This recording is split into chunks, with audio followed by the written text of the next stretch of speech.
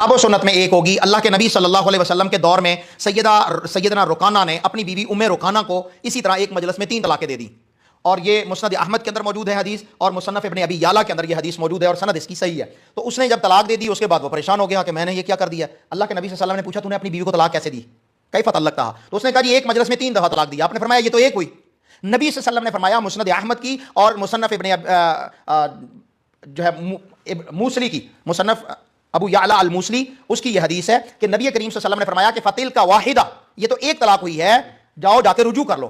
اس نے جا کے رجوع کیا. اور پھر صحیح مسلم میں عبداللہ ابن عباس رضی اللہ تعالیٰ عنہ سے حدیث ہے کہ اللہ کے نبی صلی اللہ علیہ وسلم اور جناب ابو بکر صدیق رضی اللہ عنہ کے دور خلافت اور سیدنا عمر رضی اللہ عنہ کی خلافت کے ابتدائی 2 سال یا 3 سال میں ایک مجلس کی 3 طلاقیں ایک ہی شمار ہوتی تھیں.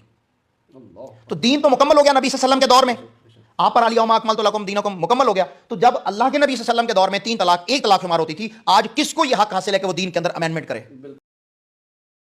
اچھا علی بھائی, ایک بڑا ہی امپورٹنٹ مسئلہ پہلے بھی کئی بار ڈسکس ہو چکا ہے, لیکن میں چاہتا ہوں ہماری آڈینس تک دوبارہ پہنچے. طلاق کا مسئلہ, 1 ہے 3 ہے, اکٹھی دینی چاہیے, اکٹھی دے دے تو کیا شمار ہوتی ہے. یہاں پہ پھر لوگ فوراً مسلک تبدیل کر لیتے ہیں, پہلے ایک مسلک میں ہوتے ہیں, جب ہو جاتا ہے تو پھر وہ چینج کر لیتے ہیں.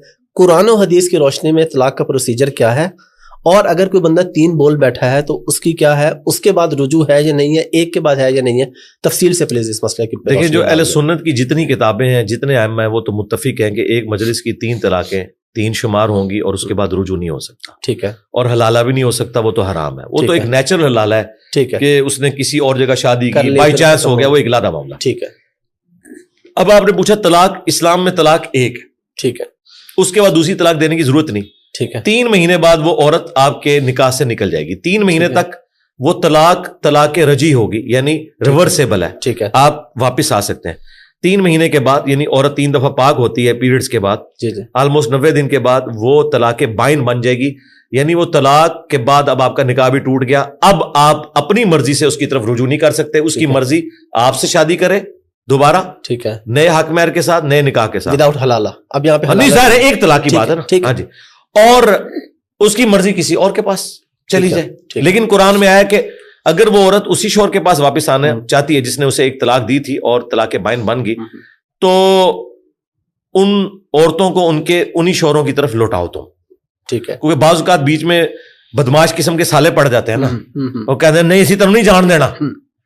اس ٹائم تو وہ کہتے ہیں, بعد میں وہ اپنی بیویوں کے ہاتھوں اپنی بہنوں کو ذلیل کرواتے ہیں.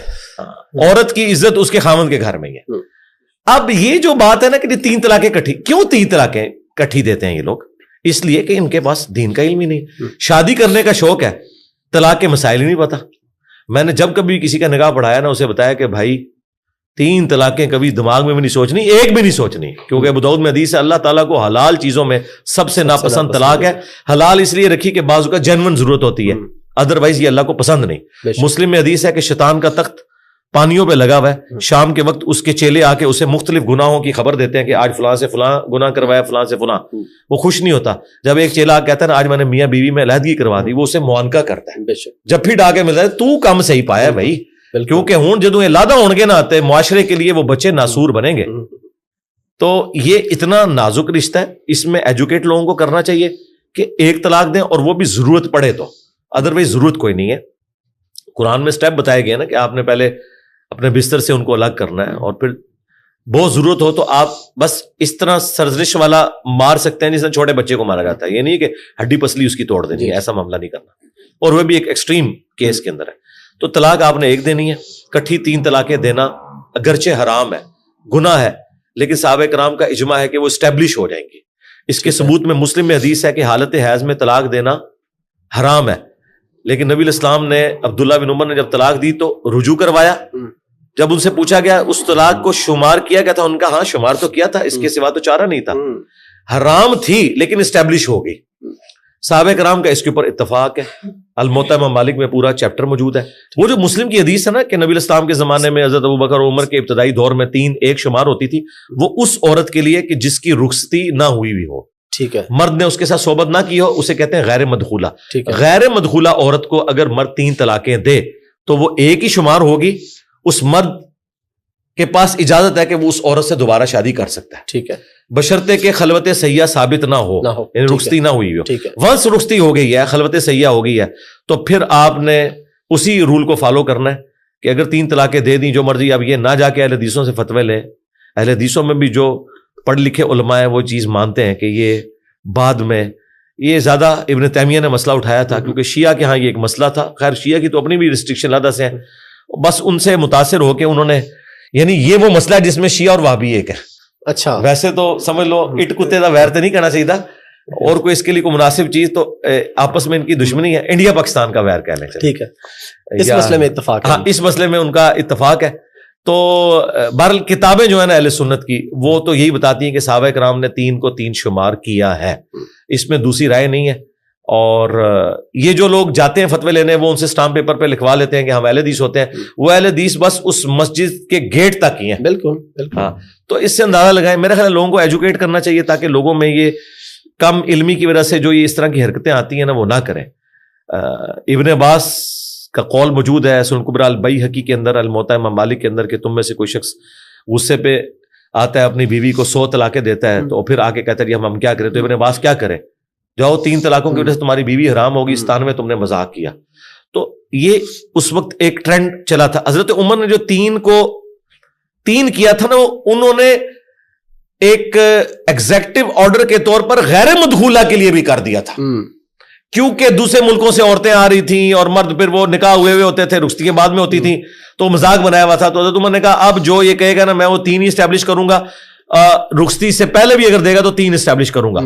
یہ الموطا امام مالک میں پورے چیپٹر موجود ہے. ٹھیک ہے. اور اس معاملے میں واقعی حضرت عمر کا یہ جو پولیٹیکل ڈیسیژن تھا یہ کوئی دین نہیں ہے.